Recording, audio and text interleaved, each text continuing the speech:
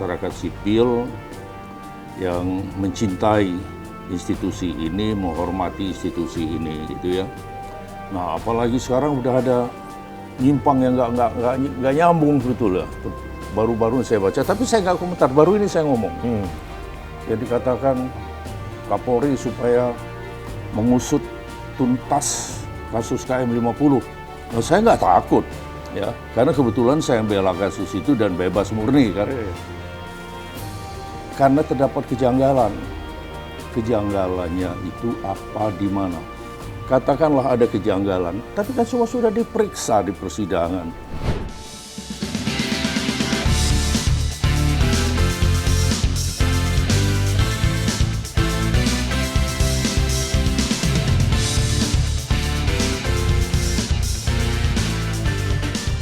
Halo sahabat Indonesia, kita bertemu kembali dalam kanal Anak Bangsa Podcast. Sahabat Indonesia, kali ini kami podcast di Rumah Yoso di Jakarta Selatan.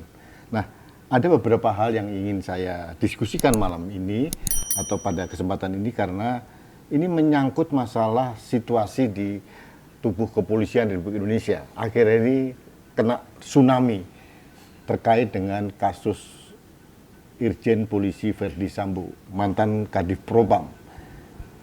Ada yang aneh selama 1 bulan ini saya memperhatikan kasus ini. Ada satu orang yang sebetulnya saya tunggu-tunggu komentarnya selama ini, kok tidak ada bunyinya sama sekali. Saya bingung ini, kenapa gitu? Karena biasanya beliau ini mempunyai update informasi terkait dengan kepolisian dan sebagainya. Nah, kurangnya siapa? Kita tahu kakak saya, Dr. Henry Yosodiningrat. Mas Henry, ada kegaduhan selama 1 bulan lebih ini terkait dengan kasus di rumah mantan Kadif Propam, Irjen Polisi Verdi Sambo. Dari TV, dari pemberitaan, saya belum pernah mendengar seorang Henry Yoso memberikan komentar. Nah, pertanyaan saya, ini tidak pernah nonton TV, ya kan? Sehingga tidak update atau tidak peduli. Nah, apa yang terjadi? Kenapa Mas Henry seolah-olah tidak mau bersuara ini? Jadi bukan tidak peduli, Ya. bukan karena tidak update, tidak nonton TV. Justru saya mengikuti terus sebetulnya. Oh, Ibarat ada satu panggung, saya menjadi penonton yang baik ya, tapi saya nggak pernah tepuk tangan, saya nggak pernah sorak gitu ya. iya. Kenapa? Karena saya masih udah kebiasaan saya tidak terlalu mempercayai cerita-cerita dari luar, apalagi sepihak gitu ya. Saya selama ini hanya berharap supaya menunggu kasus ini ke persidangan. Karena semua kesalahan, kebenaran itu akan terungkap di situ, akan diuji semuanya gitu. Nah, terlalu dini buat saya untuk, bahkan sedang proses pun saya nggak akan berkomentar. Ya, kecuali kalau udah putusan, mungkin saya mau komentari putusan mungkin. Jadi ini komentar pertama ini? Pertama, saya nggak pernah. Jadi saya sering juga diminta oleh teman-teman untuk Jadi TV ya, paling ya. kemudian media online atau apa, saya nggak pernah mau gitu ya. Padahal banyak tokoh, pengacara, pengamat atau purnawirawan menggunakan kasus ini sebagai panggung. Iya itu. Apakah seorang Henry Yoso nggak perlu panggung lagi gitu? Jadi saya melihat ini ada satu panggung malahan ya. Oke. Yang panggung ini oleh pihak tertentu, ini dari pengamatan saya, baru sekarang saya nyatakan ya. Seakan-akan misalnya di situ ada lighting gitu ya. Jadi ada pihak tertentu yang memelihara supaya lighting ini nggak boleh redup. Harus tetap menyala Apalagi gitu. padam gitu ya. Oh, okay. Harus terus sorot terus. Misalnya di panggung itu ada yang penari. Penari ini nggak boleh berhenti. Ya, kalau udah lelah si penari ini ganti masuk penari lain gitu. Ada penyanyi, sampai penyanyi kehabisan lagu pun disuruh nyanyi meskipun suaranya udah fals gitu. Kalau enggak dia digantikan oleh penyanyi lain gitu ya. Nah, saya lihat mulai ada semakin lama saya lihat ini sudah ada penumpang gelap gitu ya. Mas Henry melihat begitu? Ya, saya melihat begitu ya. Kemudian ada lagi yang memberikan komentar-komentar yang berspekulasi gitu ya. Oke. Yang menurut saya nggak elok lah seperti itu ya. Mendahului itu baru informasi dari si A diekspos, kemudian diramaikan oleh berbagai media ya. Nah, saya tidak punya kemampuan untuk ngerem media ya, sehingga saya pun menjadi sampai begitu buka di grup ini Freddy Sambo lagi, buka ini ceritanya mulai mengembang kemana-mana. Liar gitu ya? Ya, mulai liar gitu ya. Iya. Nah, saya hanya khawatir bahwa dampak dari kasus ini kalau saya kaitkan dengan perintah presiden ya.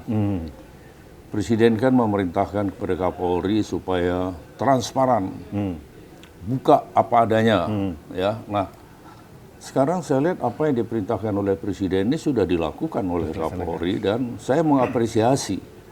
Artinya apa? Yang harus dibuka itu siapa pelaku sesungguhnya ya. Kalau dari sisi pidana itu orang yang melakukan, yang menyuruh lakukan, turut serta melakukan. Nah, ini harus dibuka semua. Saya lihat sudah terbuka ya. Kemudian ada cerita rekayasa.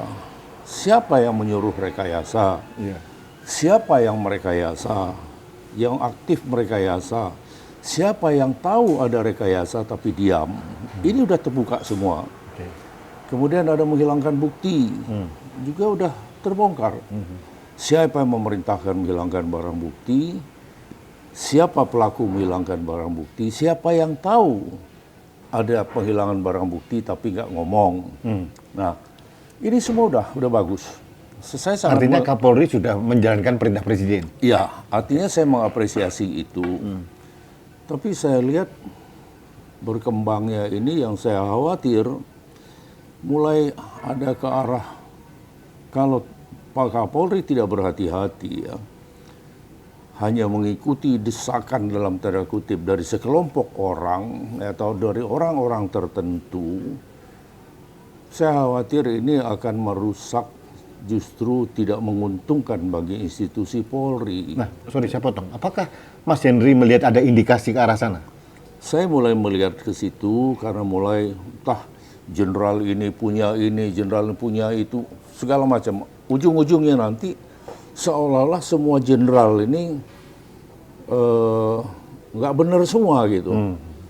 Padahal masih jauh lebih banyak jenderal yang baik, yang benar daripada segelintir jenderal-jenderal yang nggak benar dalam tanda kutip ya. Nah, ini kan dampaknya akan secara umum ya akan mengurangi kepercayaan publik terhadap institusi. Jadi menjadi anti klimaks itu apa yang dilakukan oleh Kapolri kalau tidak ngerem ya. Dan saya pikir udah cukup. Nah, artinya Mas Henry melihat bahwa apa yang dilakukan oleh polisi sekarang sampai sejauh ini sudah cukup, sudah on the track. Sudah cukup. Sudah on the track ya. Sudah on the track. Tinggal diteruskan. Tinggal limpahkan aja lagi ke pengadilan. Saya sudah selesai semua kok. Oke. Ya kalaupun belum ya tinggal menambah, melengkapi ya untuk apa kira-kira yang masih dibutuhkan oleh jaksa selaku peneliti yang nantinya menjadi jaksa penuntut umum gitu ya. Semua saksi udah diperiksa terkait dengan untuk pengungkapan yang diminta oleh presiden. Nah, tapi kenapa kok saya lihat akhir-akhir ini jumlah polisi yang dikatakan dalam tanda kutip terlibat itu, entah itu pelanggaran etika atau pidana tidak tahu, semakin bertambah gitu loh. Kenapa harus dilakukan seperti itu? Saya melihat justru yang bertambah ini ada yang, karena begini, ada orang yang sama sekali nggak tahu. Ya mungkin secara dari segi profesionalisme kurang profesional kan gitu ya. Artinya dia tidak terlibat rekayasa, dia tidak terlibat pembunuhan, tidak terlibat menghilangkan barang bukti. Hanya karena secara administrasi atau apa dia dianggap kurang cermat misalnya. Ini nggak perlu diekspos. Oh, ya. iya, iya. Karena dampaknya seakan-akan orang ini terlibat begitu. Apalagi ke arah saya khawatir begini. Kita sama-sama tahu Polda Metro Jaya sekarang. Polda Metro itu satu-satunya Polda kalau saya nggak salah ya, yang mulai mengungkap sindikat mafia tanah. Polda Metro. Ya. Iya. Itu Ditkrim sudah mulai membongkar itu. Polda yang membongkar Khilafatul Muslimin. Iya, iya. Ya, yang di Lampung. Kemudian mereka mulai mencari money laundering-nya sampai ke Jawa Timur segala macam. Itu dari Polda Metro. Kita hati-hati loh ya. Ada penumpang gelap dari sindikat. Saya lihat memang ada beberapa anggota polisi dari Polda Metro yang kesangkut masalah Ferdi Sambo ini. Atau disangkutkan? Ya, Atau tersangkut dalam arti saya tidak melihat ya keterlibatan mereka terkait dengan yang tadi. Artinya turut serta melakukan merekayasa, menghilangkan barang bukti. Ya, ini sejauh yang saya ikuti dari berita-berita ya. Mereka sama sekali tidak ada kaitannya dengan itu. Ya, kan sayang kalau seorang putra terbaik, semakin banyak nanti putra terbaik bangsa ini yang akan menjadi korban. Khususnya putra-putra terbaik di lingkungan Polri. Karena biasanya kalau sudah diperiksa Propam, ya kalau misalnya diumumkan ada klarifikasi bahwa dia ternyata tidak bersalah, dia dikembalikan ke jabatan semula misalnya. Rehabilitasi gitu ya. Itu kan akan menghambat karir mereka ke depan. Nah, orang-orang di Polda Metro Jaya itu orang-orang terpilih itu, sudah dari mana-mana lolos ujian gitu. Iya. Mas, mohon konfirmasi dan klarifikasi atau mungkin penjelasan dari Mas Henry. Ada beberapa orang yang mengatakan bahwa ini adalah upaya yang dilakukan oleh Polri, oleh Kapolri dan jajaran di bawahnya untuk melakukan pembersihan orang-orang yang dianggap tidak capable. Tapi ada juga yang mengatakan bahwa ini ada indikasi ini upaya pembersihan kelompok tertentu. Benar kan tidak sih? Saya nggak akan memberikan pendapat terkait itu. Saya tidak punya kapasitas untuk itu ya. Saya takut nanti salah dalam saya memberikan penilaian. Iya. Saya hanya karena kecintaan saya terhadap institusi Polri ya. Bayangkan kita tidur, polisi jaga. Kita lebaran, hari raya, polisi jaga. Kita naruh mobil kita di mana, polisi yang jaga gitu ya. Nah, istilahnya polisi itu benar melakukan tugas, masyarakat mengatakan memang tugasnya. Ya, tapi ketika dia salah sedikit dalam melaksanakan tugasnya, wah itu udah nggak karu-karuan. Coba kita belajar bijak gitu ya. Jadi saya berharap juga teman-teman yang lain di luar ya, kalau fakta-fakta akan dibuka, cerita-cerita dibuka, itu nanti di pengadilan ada tempatnya. Iya. Karena ada beberapa teman-teman saya advokat juga yang udah mulai bersuara ini, ngapain lah, rem lah ya. Kita nggak kalau untuk keadilan itu nanti di persidangan ya. Jangan berspekulasi ya. Tapi mungkin yang tadi saya katakan, mungkin banyak juga yang cari panggung, Mas. Ini kan jadi spotlight soalnya. Ya itu tadi. Nah, mungkin jadi orang nggak mau panggung ini redup. Gitu. Mas, jadi ada orang yang sengaja naik ke panggung joget-joget gitu supaya dilihat, oh kan gitu. Hebat. Ini gitu kan. analoginya menarik ini. Nah, Mas, kita nggak usah bicara tentang kasus detailnya tentang Ferdi Sambo ya, karena sudah ada Mas Henry sampaikan sudah on the track. Biarlah penyidik yang bekerja. Nah, sekarang saya mau tanya, apakah dengan adanya badai yang diakibatkan kasus Ferdi Sambo ini ada potensi kepercayaan publik terhadap institusi Polri bisa merosot? Kalau tidak, artinya Pak Kapolri tidak berhati-hati atau tidak mengerem langkah, ya hanya mengikuti keinginan-keinginan dari pihak-pihak tertentu, ya, dan betul-betul tidak objektif, ya, apalagi tidak objektif maksud saya. Saya khawatir jadi anti klimaks ya. Yang akan rugi bukan Pak Kapolri, bukan siapa, tapi institusi Polri ya. Saya sebagai masyarakat sipil yang mencintai institusi ini, menghormati institusi ini gitu ya. Nah, apalagi sekarang udah ada nyimpang yang nggak nyambung sebetulnya. baru-baru saya baca, tapi saya nggak komentar, baru ini saya ngomong. Yang dikatakan Kapolri supaya mengusut tuntas kasus KM50. Nah, saya nggak takut, ya, karena kebetulan saya bela kasus itu dan bebas murni kan. Karena terdapat kejanggalan. Kejanggalannya itu apa, di mana? Katakanlah ada kejanggalan, tapi kan semua sudah diperiksa di persidangan, sudah diadili, disidangkan secara terbuka. Itu udah inkrah? Nah, belum, masih di kasasi ya, kasasi, masih kasasi. Artinya orang yang ngomong seperti itu kan udah lebay, berlebihan, rem dikit lah. Yang gitu. ngomong salah satunya wakil ketua MPR dari PKS. Nah itu berlebihan itu lebay itu. Ngerti nggak hukum ini seperti apa? Ketika sudah diperiksa, kecuali kalau misalnya lembaga proses peradilannya yang diulangi misalnya, kasasi. Hanya kasasi, sekarang sedang diuji di kasasi. Tapi kalau Polri yang akan mengungkap, nggak boleh. Secara hukum nggak boleh. Mas, kasus Ferdy Sambo itu sering tadi dikaitkan dengan kasus KM50. Itu menurut Mas Henry, apple to apple nggak sih? Dikaitkan apa? Dengan KM50.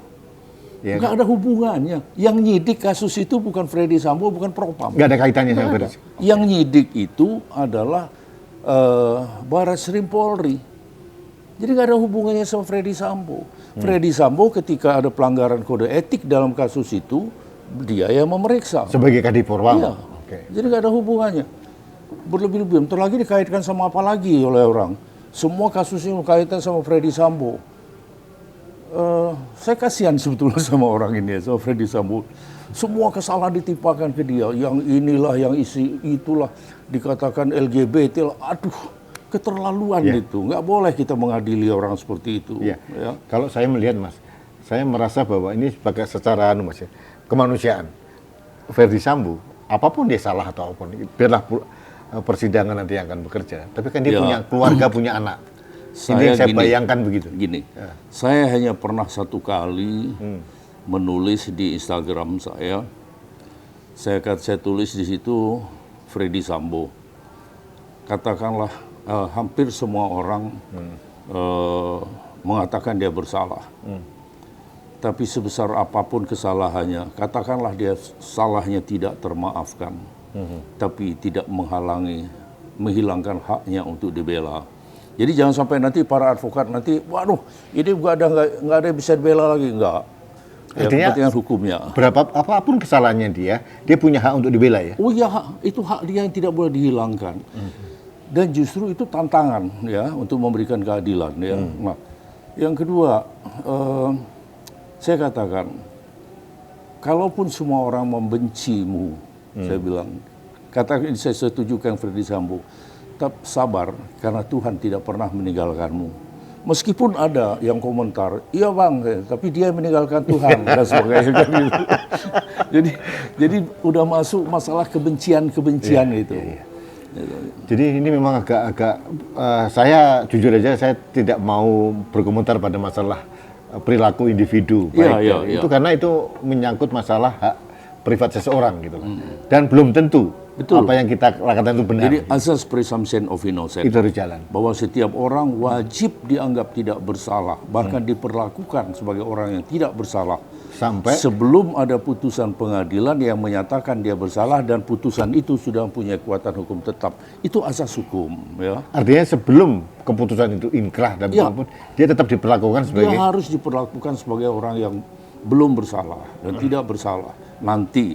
Jadi jangan kita menambah-nambah kemudian menghujat ya, itu nggak boleh seperti itu. Belum tentu kok. Di balik segala macam kesalahan dia, pasti dia punya satu pembenar, pasti dia punya satu kebenaran. Apa? Nanti kita lihat di persidangan gitu loh. Yang dikatakan motif tadi ya. Oke. Mas, kalau motif sebetulnya, motif itu perlu nggak sih polisi di tingkatan penyidikan ini membuka di publik? Harus, tapi nggak perlu dibongkar. Nggak perlu dibongkar. Nggak perlu dibongkar ya. Tapi itu sebagai alat untuk karena apa? Pembunuhan ini mutlak harus diketahui motif. Karena kalau orang tidak punya motivasi apa-apa berarti dia gila kan gitu. Dia harus bebas. Makanya untuk motif mutlak harus digali. Tapi tidak boleh dibongkar. Nanti di persidangan. Oh itu ya. Nanti di persidangan. Artinya polisi tidak punya termasuk keterangan saksi ini, keterangan saksi itu nggak boleh dibuka ke Kenapa publik. beberapa pengacara membuka ke publik Itu selama nggak ini? boleh, nggak boleh, nggak boleh. Ini juniornya Mas Henry loh. Biarkan aja lah. Saya nggak berhak, saya nggak punya kewenangan untuk melarang mereka. Ya. Jadi Tapi secara begini, kode etik pengacara gimana Mas? kalau bahkan advokat itu, kalau dari KUHAP ya, kita tidak berhak untuk mendapatkan keterangan saksi dalam BAP. Ya, saya mewakili pengacara si terdakwa misalnya, tersangka misalnya. Saksi habis diperiksa, saya nggak berhak untuk mendapatkan itu. Membacanya pun saya nggak boleh. Itu menurut KUHAP? Ya. Loh, bagaimana seorang advokat kuasa, entah kuasa dari siapa, kemudian bisa bercerita tentang berita acara persidangan, berita acara pemeriksaan penyidik. Ini kan satu yang harus juga ditertibkan lah seperti itu. Advokat kan ada induknya, Mas. Ada peradi, ada apa gitu kan. Harusnya mereka dong yang berkewajiban menertibkan. Saya mengenai terbelah-belahnya organisasi profesi advokat ini saya nggak berkomentar apa-apa. Mas Henry kan Saya sudah- advokat senior sekali. Ya, saya sudah belajar menjadi orang tua lah. Dan pengalaman saya jadi advokat udah 43 tahun, saya pikir udah cukup tua. Saya sudah mulai regenerasi, saya mendidik anak-anak saya, membimbing mereka untuk menjadi advokat yang mempunyai integritas moral. Gitu. Iya. Mas, kembali ke kasus Ferdy Sambo. Nah, saya tidak mau tidak mau masuk pada wilayah detailnya.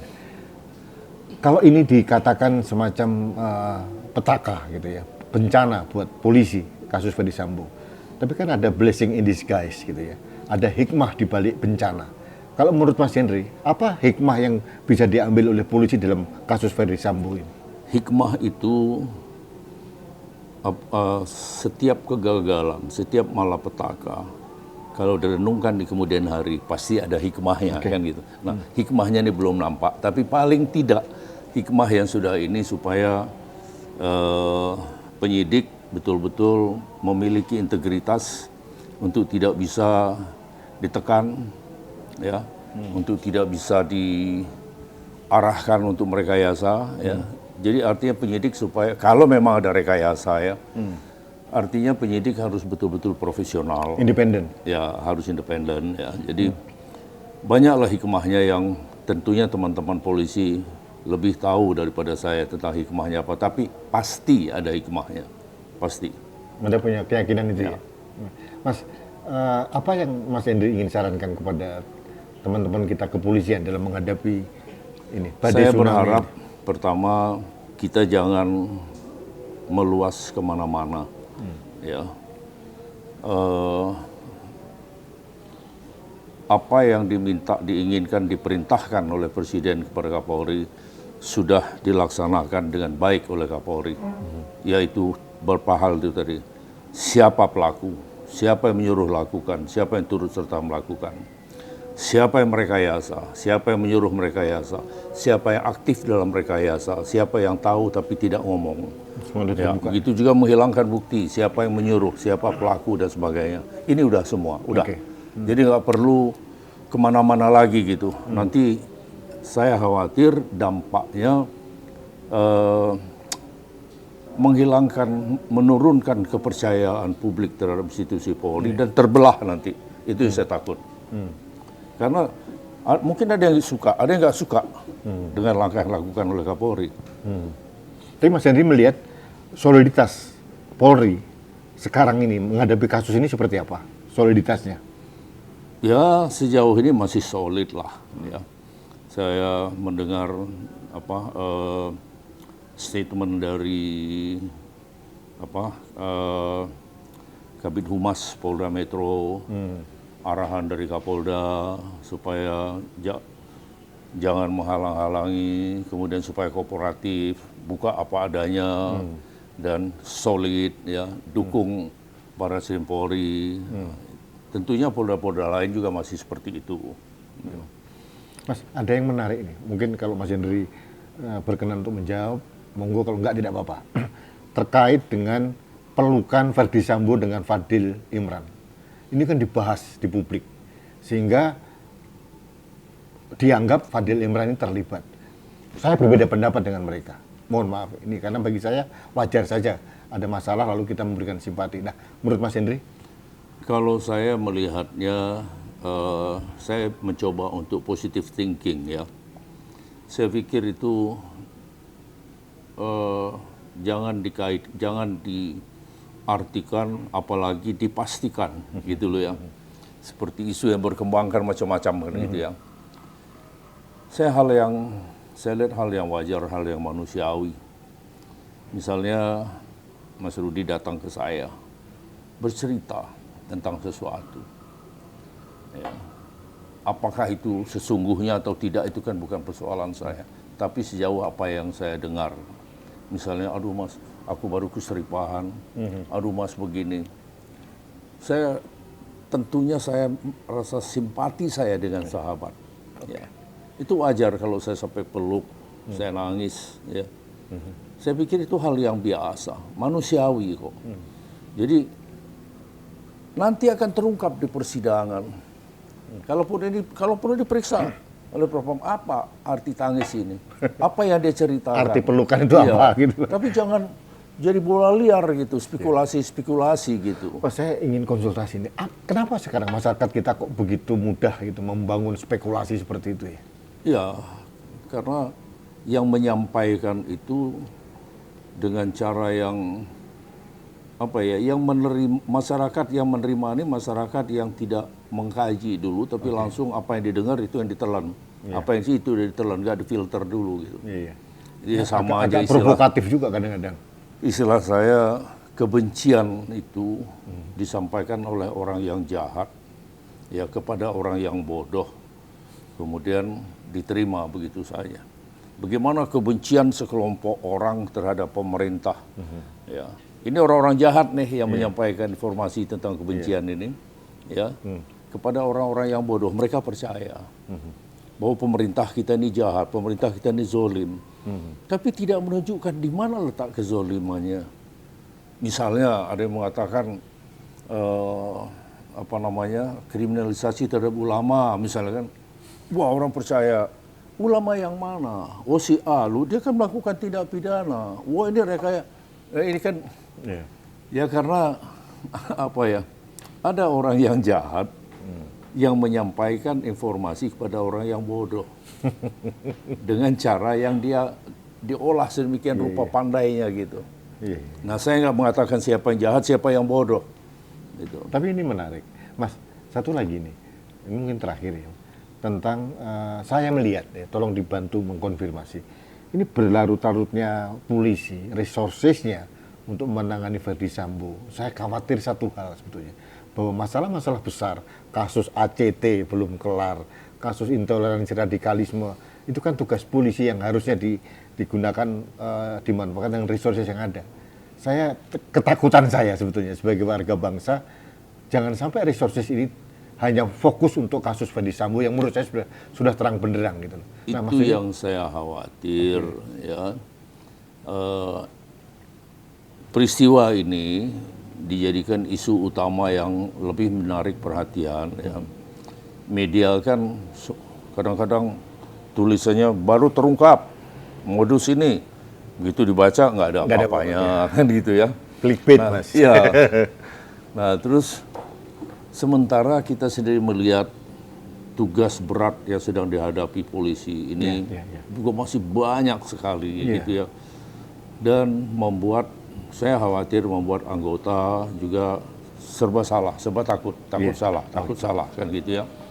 Apalagi saya lihat Polda Metro yang sekarang wah ini semangat banget ini membongkar mafia tanah. Ya yang sudah puluhan tahun praktek itu. Baru terbongkar sekarang? Iya. Luar biasa. Semenjak ada menterinya ganti Pak Adi Cahyanto ya. Kemudian begitu juga Khilafatul Muslimin. Ini tidak mustahil ini ditunggangi. Ini kipas terus. Supaya Verdi Sambo terus ini. Ya, supaya nanti ini terangkat, ini nanti dilupakan. Dan itu apalagi kalau Polda ditumbangkan. Waduh. Apa yang mau terjadi di negeri ini? Hanya itu aja kekhawatiran saya. Saya nggak memihak person ini enggak. Verdi Sambo kenal juga enggak kok saya. Ketemu muka salaman juga enggak pernah kok. Jadi begitu juga dengan Pak Kapolri. Semenjak beliau jadi Kapolri pernah saya ketemu, pernah salaman juga enggak. Saya berteman baik sama Kabar Reskrim. Semenjak beliau Kabar Reskrim pernah saya teleponan itu enggak, kecuali WA selamat menunaikan ibadah puasa, begitu-begitu aja. Idul Fitri itu biasa. Ya. Saya jadi nggak ada saya berpihak dengan orang-orang tertentu, itu tidak. Sekali lagi hanya karena kecintaan saya terhadap institusi ini. Ya. Gitu. Mas, yang paling terakhir, apa saran Mas Henry sebagai tokoh masyarakat, tokoh bangsa terhadap netizen, terhadap masyarakat menghadapi kasus yang seperti Ferdy Sambo ini? Kita harus seperti apa? Harapan saya kepada Masyarakat. ya masyarakat agar bersabar, ya jangan ikut-ikutan berkomentar, apalagi ikut-ikutan menghujat seseorang, memvonis. Ini sudah mulai terjadi trial by the press. Biarkan nanti persidangan pengadilan yang akan terbuka, kalau perlu nonton ke pengadilan, nggak boleh masuk terbatas karena ruangannya ini biasanya di depan tuh ada TV atau ada pengeras suara. Saksikan di situ, apa yang terungkap di situ itulah. Itu ya, saya sebagai praktisi, saya kadang-kadang tidak tertarik dengan proses penyidikan, silakanlah kadang-kadang junior atau apa. Tapi kalau di persidangan saya perlu hadir, karena disitulah tempat kita, tempat untuk melihat keadilan itu ditegakkan. Ya, dan prinsip saya adalah meskipun langit ini akan runtuh besok, keadilan hari ini masih harus ditegakkan melalui proses peradilan itulah. Mas, terima kasih. Termasuk saya menunggu proses peradilan itu, saya akan melihat, saya akan nonton, saya akan dengar itu. Ya. Kalau sekarang saya nggak tertarik. Bak, terima kasih Mas. Oke, terima kasih. sama-sama. Ini pencerahan yang luar biasa. Ini mudah-mudahan menjadi masukan yang buat polisi juga, buat masyarakat juga. Nah, terima kasih Mas. Sahabat Indonesia, demikian perbincangan saya, ini daging semua dengan seorang advokat senior yang melihat dari helikopter view dan penuh dengan kebijakan. Jadi mudah-mudahan apa yang disampaikan oleh beliau itu menjadi inspirasi buat kita semua dalam melihat kasus ini. Dan yang paling penting yang disampaikan oleh Mas Henry, yang kita jaga itu bukan orang perorangannya, tapi adalah kita menjaga institusi Bayangkara Negara, Kepolisian Negara Republik Indonesia. Itu saja yang ingin saya sampaikan. Baik, terima kasih sahabat Indonesia. Kita bertemu kembali dalam kanal Anak Bangsa Podcast selanjutnya. Sampai jumpa.